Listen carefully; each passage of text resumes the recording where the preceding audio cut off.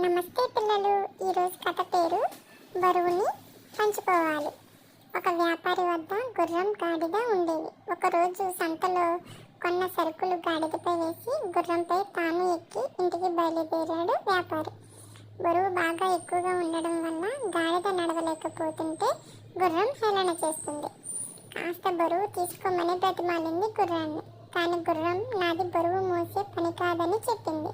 కొంత దూరం వెళ్ళేసరికి బరువు మొయ్యలేక గాడిద పడిపోయింది. అప్పుడు వ్యాపారి గాడిదపై ఉన్న సరుకులు గుర్రంపై వేసి తాను కూడా ఎక్కి బయలుదేరాడు. ఇందులో నీతి ఏంటంటే, కష్టంలో ఉన్న వారికి చేసే సాయం రేపు నీ కష్టానికి అడ్డుపడుతుంది.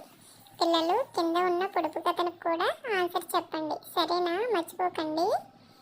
అడవిలో పుట్టింది, అడవిలో పెరిగింది, ఒంటి నిండా గాయాలు, కడుపు నిండా రాగాలు. Thank you.